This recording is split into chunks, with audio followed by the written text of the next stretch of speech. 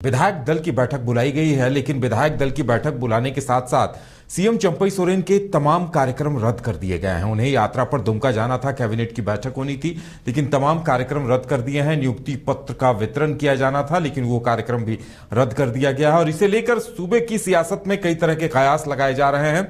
सवाल इस बात को लेकर भी खड़े हो रहे हैं कि क्या फिर से चंपई सोरेन को मुख्यमंत्री पद से हटा दिया जाएगा, क्या उनकी जगह फिर से हेमंत सोरेन सीएम बनेंगे। कई तरह के सवाल सामने आ रहे हैं और सवाल इस बात को लेकर भी उठ रहे हैं कि आखिर ऐसा क्या हुआ है कि चंपई सोरेन के तमाम कार्यक्रम रद्द कर दिए गए हैं। क्योंकि कल तक चंपई सोरेन सक्रिय दिखाई दे रहे थे, जमशेदपुर ब्रह्मानंद अस्पताल के उद्घाटन में पहुंचे थे और भी मुद्दों पर उन्होंने मीडिया से बातचीत की थी, लेकिन उसके बाद से उनके कार्यक्रम रद्द कर दिए गए हैं। ज्यादा जानकारी के लिए इस वक्त मदन हमारे साथ जुड़ चुके हैं।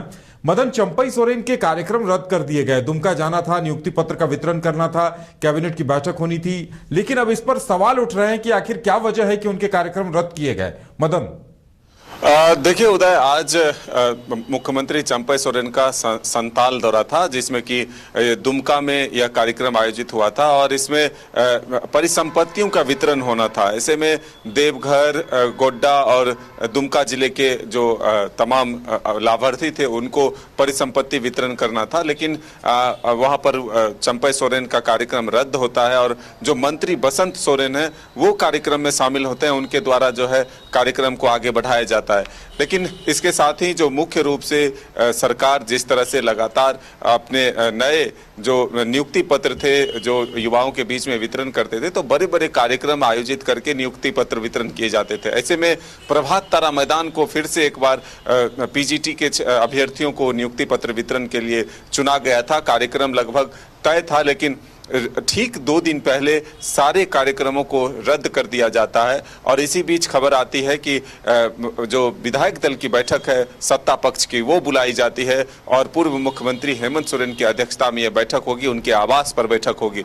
ऐसे में ये जो कार्यक्रम चंपई सोरेन के मुख्यमंत्री के रद्द होते हैं, इसके बाद कई तरह के कयास लगाए जाते हैं और ये बातें सामने आती है कि क्या यही वजह तो नहीं है कि कार्यक्रम सभी कार्यक्रम जो रद्द किए जाते हैं, इसके पीछे की वजह यही तो नहीं है। तो ऐसे में कुछ बड़ा होने वाला है झारखंड में, इस बात के भी कयास लगाए जा रहे हैं। चीजें इस तरह से सामने आ रही हैं कि जब हेमंत सोरेन को ईडी के एक तरह से कार्रवाई का सामना करना पड़ रहा था, उस वक्त भी एक बैठक बुलाई जाती है विधायक दल की और उसके बाद हेमंत सोरेन को नेता के तौर पर चुना जाता है, अधिकृत किया जाता है कि जो कुछ भी फैसले लेते हैं वो सर्वमान्य होगा।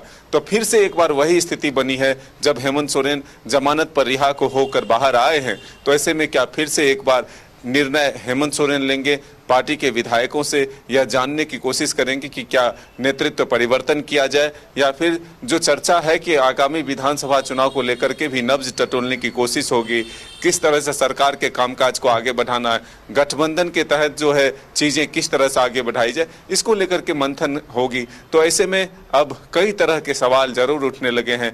आज खबरें ये भी आ रही है कि कई लोग जब चंपई सोरेन से मिलने के लिए पहुंचे थे तो वहां सुरक्षा कर्मियों ने उनकी तबीयत खराब होने के बात कहे और फिर उन्हें लौटा दिया गया। तो अब क्या कुछ अंदर खाने चल रहा है, ये जरूर सामने आएगी और कल जब विधायक दल की बैठक होगी तब यह स्पष्ट हो पाएगा कि आखिर इस बैठक से निकलकर क्या कुछ सामने आया।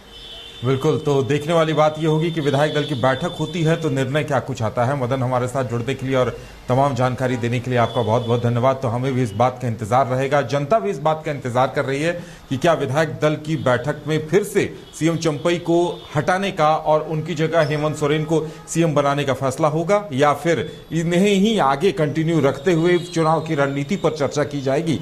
ये सवाल सबसे अहम हो गया है सूबे की सियासत में।